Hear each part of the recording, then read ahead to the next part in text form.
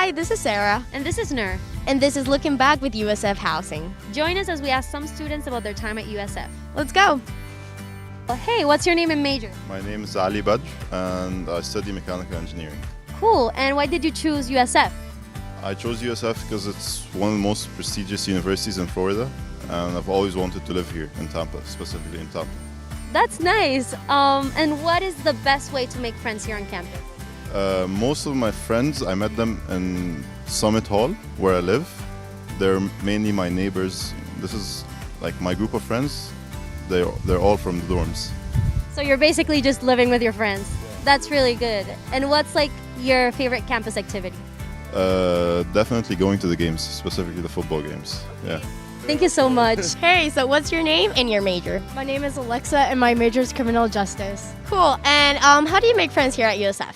I made friends by joining the club soccer team and I went on the Instagram, the USF Instagram, and found friends that way. Yeah, and why did you choose USF in the first place? I visited my senior year and I really liked the school and the place of it, and it was really nice. Well, that's true. And how do you like the campus activities here? What are your favorite ones?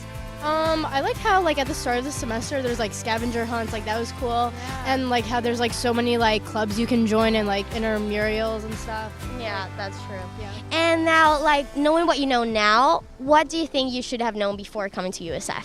I was worried about what classes to take, but the advisors are really helpful here and Yeah. told me what classes to take and stuff. Gotcha. Thank you so much.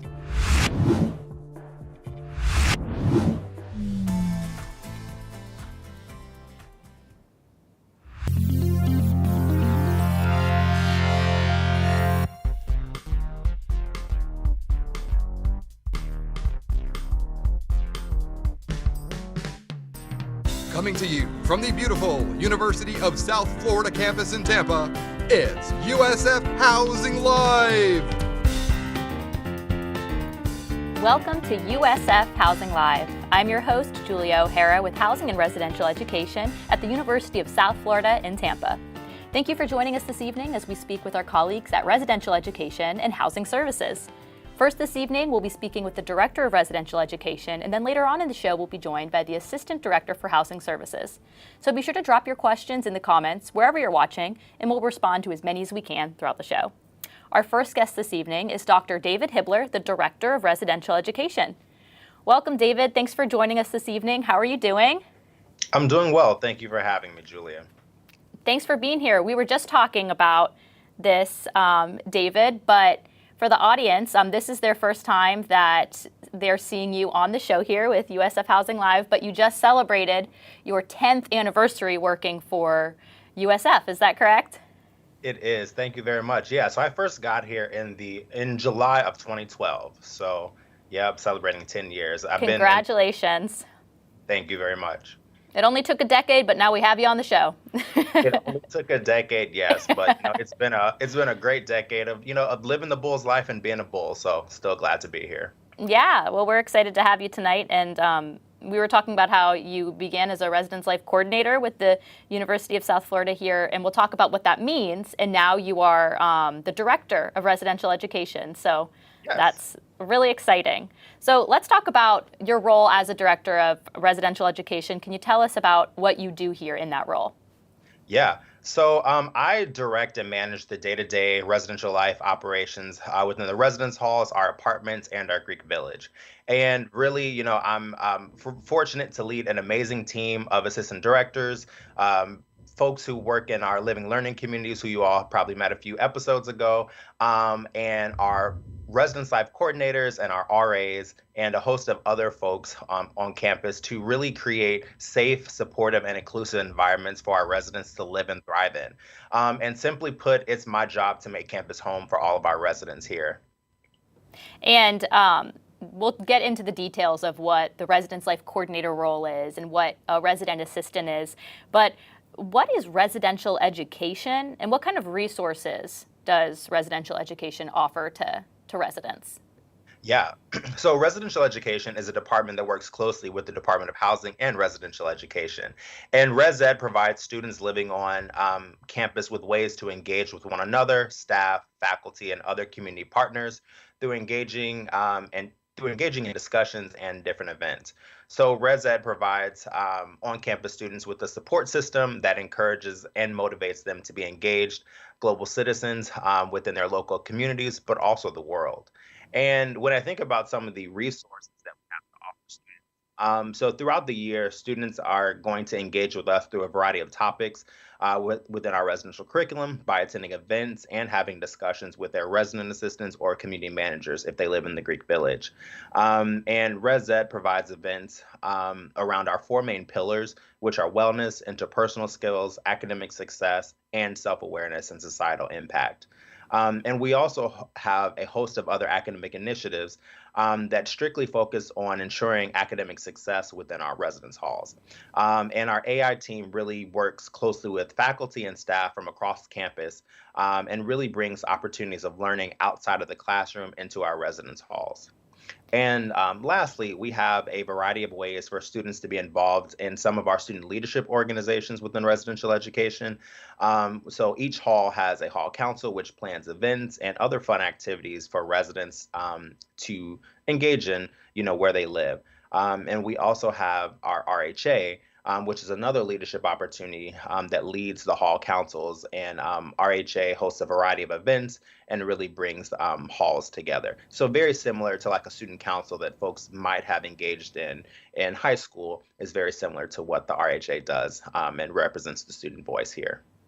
And I have some questions about that later on my list here with RHA, particularly Residence Hall Association. We did get an opportunity to speak with members from the academic initiatives team about some of the initiatives, but a great refresher. It's a great opportunity for a refresher for those that are watching. And our audience may have some residents that are incoming for the first time into the university. So if they're hearing about these resources for the first time from us tonight, how can they go about taking advantage of some of these opportunities when they do get to campus? Yeah, great question. So first by, like flyers or different things that they're going to see in the halls, whether they're in the elevator lobbies or in their individual communities. But students can also take advantage of the resources by reaching out to their resident assistant or their community manager. And students can also stay up to date with all the events that are happening in their halls by joining their RA's group meets and connecting with their residence life coordinator. And let's talk about the resident assistant role or the community manager role if they're in Greek Village. Can you talk about what that role is and how they support residents? Yeah. So a resident assistant or a community manager, they're student staff members within ResEd who support the goals and events hosted by our department and our residential curriculum. And your RA or CM will be a great resource for you as you begin your journey here at USF as a bull. RAs and CMs are trained to know and understand the variety of resources on campus, as well as building relationships with faculty and staff to help point you in the right directions for all of your questions and needs. It's really your RA's job to get to know you by name and by story, and help lead our residents through the year. And if somebody is interested in becoming an RA, what is that timeline look like, and what's the process of that? Yeah, great question. We always like to welcome new bulls onto our team. Every year we open our applications for students to apply to become RAs or CMs. These applications typically open in late October and close right before winter break. And to qualify to be an RA or CM, you'll need to have at least a 2.75 cumulative GPA or semester GPA if you are a first-year student, and have lived on campus with us. So always keep checking back to our housing social media pages. And like I said, you'll also see flyers go up in the residence halls, and also a lot of the RAs and CMs talk about and share that good news when it's going out. So. Absolutely. So as residents start moving in, they'll meet their RA when they get to campus, and they're a great resource because they are an RA or a CM. So asking questions, it's a great opportunity to have that RA be supporting you. Yeah. And the next level of support, we talk about residence life coordinators. You were a residence life coordinator here at USF, and what does that role look like at USF, and how do they support residents? Yes, I was an RLC way back in 2012. First, I was an RLC for Castor Hall, so Betty Castor Hall, great love Castor. It's one of my favorites. And then also I was able to serve the Poplar community. But as a residence life coordinator, so these are full-time professionals who live within the residence halls and support the day-to-day needs of their residence halls. RLCs supervise the RAs and community managers and are here to be another resource for you as well. So RLCs ensure that the building is working appropriately and ensure the safety of their residents by enforcing housing and residential education rules and procedures, as well as the student code of conduct. And I think that that's great because a lot of the times family members and parents will ask about what measures are set on campus for the safety and security of our residents. And it's awesome to be able to tell them that there is at least one full-time staff member that's living on campus with their residents, as well as the resident assistants supporting a number of students in their halls. So that's a great resource that we're able to provide. And you mentioned this earlier, but I'd like to jump into Residence Hall Association and what that is exactly. Yeah. So our Residence Hall Association represents, advocates for, and hosts initiatives to support the residential students here at USF on the Tampa campus. So RHA enhances the residential experience by creating events and opportunities that foster a sense of belonging among our students here. And another great resource provided through academic initiatives is the Faculty in Residence, which is pretty unique. Can you talk a little bit about that? Yeah, I think our Faculty in Residence program is probably one of my favorites, and having worked at other institutions, great institutions across the country, I think our Faculty in Residence program really rivals a lot of others.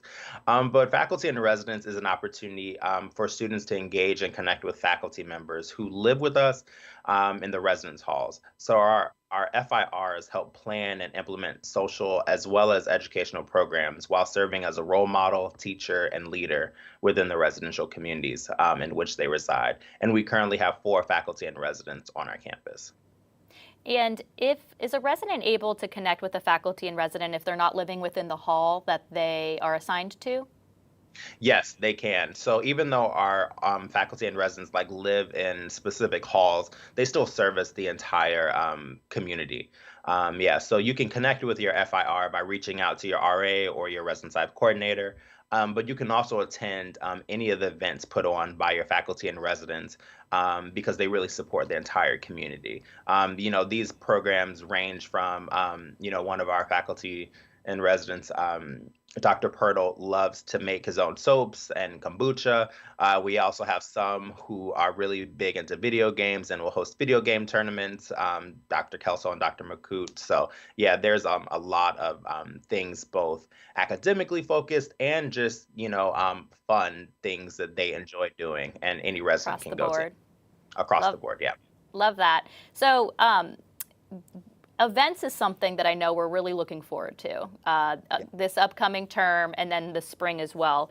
So we talked a little bit about that with academic initiatives, but with the events that are coming up and any other information that people may be looking for from residential education, is there a place that they can go to online or in My Bulls Path or anything like that to learn about different things that are coming up? Yeah, so first and foremost, there are definitely going to be flyers posted all throughout the halls. But one, you can contact, you can find out things by contacting your RLC and your RAs and CMs. But they're also going to post a lot of information in their GroupMes as well. So. Great. And for somebody that may be wanting to get in contact with someone from residential education, maybe their RLC or anybody else, where should they find that information? Yeah, so all RLC's information or their assistant residence life coordinator, so these are the grads who live in the halls, their information is posted outside of their offices or their designated offices, and all of their offices are located on the first floor of their buildings, or for Greek Village, in the Greek Village office right next to the pool. And if you're unable to find their offices, you can always ask your RA or your CM to kind of take you over there, or they can just provide you their information by texting it to you, or you could even find it on the website. Great. And I know that all of the incoming Bulls, as they move on to campus, they'll have the opportunity to make those connections right away. So yeah. David, that was all the questions that I had for you. Is there anything else that you would want to add before we sign off here for those that are coming for the first time to campus potentially? You know, there's a lot of transition that's going to be happening, but we have a dynamic team here of staff, of students, of student leaders, and faculty members who are really ready to welcome all of our new bulls to campus. And like we said, it's our job to make campus home for you all. And if there's anything that we can ever do to make it be a more enjoyable or inclusive experience for you all, just please reach out to let us know. Thank you, David. Y'all do a great job. And I'm so happy that you were able to be on the show finally. Hopefully we can have you back next year. I can't wait. Thank you very much. All right. Thanks, David. Have a great night. And it's time for us to take a short break, but don't go anywhere. We'll be back with more USF Housing Live right after this.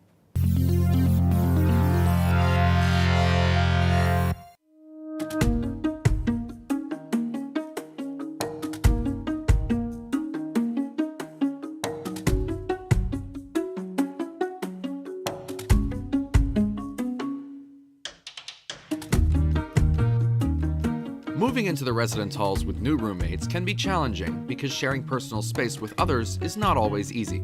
So, when you first move in, make sure to spend some time going over your roommate agreement. Here, you can learn a little bit about each other and establish some basic ground rules. You should also try to connect with your roommates before school starts. By knowing about each other a little more, you will better understand your roommates and have a smoother start to your living situation. Always be conscious of your roommate's sleep or work schedule. This includes midday naps or early morning classes.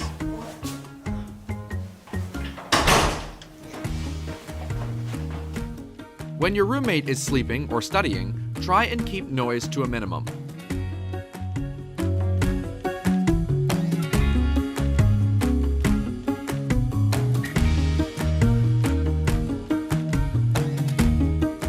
Remember to observe quiet hours.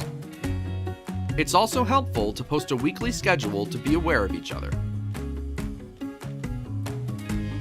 Remember to discuss personal space with your roommate. For example, your roommate may not like strangers sitting on their bed. Be respectful of your roommate's preferences regarding music, clothing, and hobbies. It is important to establish clear boundaries as well. This includes cleanliness, bedtimes, and guest visitation. This can help avoid some uncomfortable situations. Being aware of your roommate's pet peeves, such as leaving food out or having dirty clothes on the floor, is a significant factor for a healthy living space. It is always good to clean up any mess you make. Make sure to lock your door whenever you enter or leave the space. One of the issues that roommates face while living together is directly talking to each other. Leaving notes about things that you don't like might not be the best solution to this problem. It's always better to have one-on-one communication with your roommates and have a meaningful conversation about any issue that bothers you. Agree on a good room temperature and delegate chores. Working together on separate tasks for a common goal gets work done way quicker. Practicing personal hygiene is also very essential. If there are misunderstandings or issues between you and your roommate, talk with each other. If things do not go as well as you like, the best solution is to contact your RA. They are there to help you deal with such situations, and they usually help find a reasonable solution. Having clear back-and-forth communication is the best way to avoid passive-aggressive tendencies. Showing mutual respect for each other will make for a healthy living environment. Remember the golden rule: treat others as you would like them to treat you.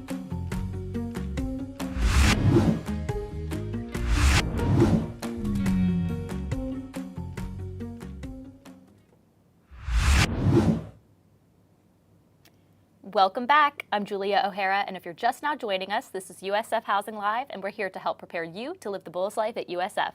Ask us your questions in the comments, and we will answer you live on the show. Our second guest this evening is the Assistant Director for Housing Services, Megan Hooper. Hi, Megan. How are you? Great. Julia, how are you? I am great. Thanks so much for joining us this evening. We already have a question Absolutely. from the audience about mail, which we're talking about tonight. But before I get ahead of myself, can you tell us about what you do here at USF Housing and Residential Education? Yeah, absolutely. So I oversee our desks and mail centers and also oversee grand opening and all of our check-in and check-out transition processes. So, and all the keys. So I'm the key master. You handle it all and do everything. And so we're going to be talking a little bit about a couple of the different areas that you do oversee tonight. And right away, we already are getting some questions about mail. So I'm going to ask you the questions that I had prepared for you. And then if there's anything additional that the audience has further questions about, I can ask those as well. But Okay. first, let's talk about where residents pick up their mail depending on where they live on campus. Where are the two mail centers? Yeah, our two mail centers are Holly H Mail Center and then JPH Mail Center. So depending upon which side of campus you live on is where you would pick up your mail. So basically, Juniper Poplar Hall and Magnolia Apartments would go to the Juniper Poplar area, and everyone else Correct. would go to the Holly area, or the Holly H Mail Center. Correct. And how do residents find their specific mailing address for future packages and orders? The best way to find it is online under resident services. And so they'll be able to actually plug in where they're living and it'll auto-populate what their mailing address will be. So at our website, which is usf.edu/housing, there, I think it's under, I'm trying to imagine the website right now, the tabs, but I think it's residential experience and then housing services and then mail is within that. Or you Yes. could just say USF Housing Mail Centers, and then Yeah. that might pop up for Google to be the specific Yes. page. But there's a really cool toggle at the bottom where you click your building and then it shows your exact mailing address, which is really Yes. helpful. And now this is a question that we're seeing here in the comments, but when can you begin receiving mail to your on-campus address? Or another way that an audience member put it is, can I send packages to my future address before I move in? Yes, you can up to 2 weeks before. And so grand opening is on August 18th. So Correct. that's around 2 weeks before that. The first week in August would be when you would be able to start sending yourself those packages. Correct. Yes, and then we'll hold them and make sure that you're supposed to be a resident on campus and make sure that you'll get notified appropriately that you have a package. So that answers Pilar's question, shipping things to your future mailing address. And then Cecile is asking, if I order an item and the package happens to arrive outside of the USF Postal Office hours, does the package stay on campus somewhere till the office opens up, or is there no one to receive it? They'll hold it. The carrier will hold it until we're open. So we have basically contracts negotiations with the carriers, and so they will hold it until we're open. So they know our hours, and we work with them very closely to make sure that all the mail gets delivered at an appropriate time. And that's a great question because it's something that we've talked before, Megan, where Amazon, for instance, let's say that you're ordering something off of Amazon, it's important in your settings to put when the carrier should not deliver, so when the mail centers are closed. So what are the mail centers' hours for the fall semester? Yeah, Monday through Friday, we're open 10 a.m. to 7 p.m., and then Saturday, 12 to 3. We are closed on Sunday. So that would be an example of when you're updating your Amazon settings for the fall semester, you will want to, I'm not sure exactly where that is in your settings, but I know it is an option to go in Yes. and change the days of the week that and time frames that you're able to receive packages. Correct. All right, so back to my questions that I had planned. Can you mail larger items, like furniture that you'd like to assemble in the rooms? Yes, you can mail those larger items. We just ask that you pick it up as soon as you're notified that you have that package. So we don't have a ton of space in the mail centers to hold large amounts of furniture for a long period of time. So we just ask that you do that as soon as possible and pick it up. And moving from mail to the service desks, which you also oversee with your team, what services do the service desks provide, and what are the hours and locations of those? Yeah, so the services that we provide are general inquiries of maybe someone's lost on campus and we're kind of a central location for someone to come in and ask for some resources. Most of the times people are coming to us because maybe their key isn't working or they've locked themselves out and they need a temporary key or a lock change for some reason as well because they've lost the keys. And then we provide cart checkout as well. So if you're moving mid-semester, you're doing a roommate change, something like that, there are carts that are provided that you can check out at the front desk as well. And then the locations are at Holly M, the Hub, and JPH Lobby. And we're open for the fall. Our hours are 8 a.m. to 8 p.m. Monday through Friday. And then for the weekend, Saturday and Sunday, it's 11 a.m. to 5 p.m. We will have some extended hours for grand opening though. And if a student that's needs all on the assistance, website. Yes, thank you, Megan. And if a student needs assistance outside of these service desk hours, who will they be able to contact in that instance? But you can contact their RA on duty. Great, and that number will be available to them. Yes, that number is posted at our desks. And something else that I forgot to mention that we provide is access cards. So if for some reason someone has trouble accessing their building with their swipe card, we will investigate it and look into it and try to fix the issue, or if necessary, issue them a temporary card until they can get their ID card fixed. Perfect. And this next question is an assignments related question that I'll answer from Deborah. Can I move straight from summer room into the fall session room? And will that new room be cleaned? In order to do that, you would need to apply for what's called Breaks Day. And those dates, I don't have the exact dates, but I'm pretty sure that August 6th is around that time is when the summer sessions close. And then if you apply for the Breaks Day, you would move from your summer room to your fall room. You would need to pay for the nightly rate of the room that you're moving into, and that information is posted on our website on the summer closing webpage.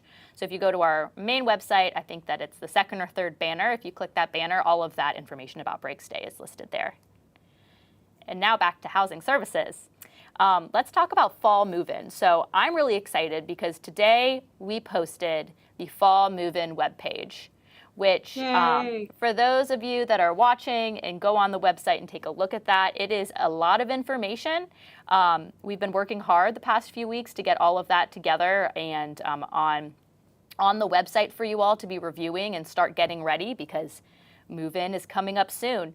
So we won't dive into the details of move-in tonight, Megan, because we're going to have a whole entire episode about that in a few weeks. We'll have a live Q&A about opening. But let's talk a little bit about what residents need to bring when they check in. So your team's going to be checking everyone in on grand opening day in the Marshall Student Center. So what do they need to be bringing with them in order to get their keys? Yeah, basically they need to bring a photo ID, preferably their USF ID. That would be preferred, that they would get at orientation. So definitely try and get those USF ID cards prior to check-in. If for some reason you're unable to get that, then just a government issued ID will work. And that's something that definitely is also listed on the move-in webpage, but it's very important for residents to be requesting that USF ID card ahead of time before they come to campus, because if you did not get it at orientation, which should be the place that you do get your USF ID card, but for some reason, like you said, Megan, if that's not an option, you want to request it in advance so that the ID card office will have it ready for you. You want to pick that up and then go to your team for check-in. And my next question is where students will pick up their keys, which I already mentioned. That will be at the Marshall Student Center on August 18th. And then for those arriving prior and then after for early or late arrivals, that's all on the website. So that's listed there. Perfect. So you have seen a lot of move-ins up front and personal just from your team and the aspects that you all provide. And so what tips and advice do you have for those that are preparing to move in? Yeah, absolutely. One of my biggest tips is to bring a dolly or an extra cart because our courtesy carts are limited, and so you may have to wait for them. So if you have the ability to bring your own, that would be great. It'll help you move in a lot smoother, a lot quicker. Also, trying to think of that you don't need to bring everything from home. You think that you might, but you probably don't. So just kind of look and see what you have and see if you're actually going to use it or not. Just because sometimes we see people with U-Hauls and things like that, and those rooms are a little small for some of those items. So just kind of thinking about how to compartmentalize all of your items into smaller items. And then just coming with a positive attitude and, meeting new people. It's a great opportunity. It's an exciting time. It was one of my favorite times is living on campus when I was in college. And so just being aware and vulnerable to like have those fun conversations with your roommates and meet some new people. So. And Megan, that's a really good point that I didn't mention earlier, but the cart situation, I think it's important to think about bringing your own, because we have in the past few years, when we've changed things a little bit because of COVID, we've changed it to where people could actually be checking out carts and taking it with them and taking it upstairs and unloading their items. On grand opening day, that's not going to be an option because we're moving to the Bull Hall format, where we'll have volunteers that can help them. So we will have some carts available, like you said, but we will not be doing it in the format as we have in the past, where people can actually take the carts themselves and use them. So if that's a priority to you, to have that cart and be able to use it for a long period of time, making trips, we highly recommend bringing your own cart for move-in. And for those, I know that we have gone over a couple of different aspects of what your team does in terms of mail and desks, but if someone has a general question for your team, where would the best place to contact? What would be the best place to contact?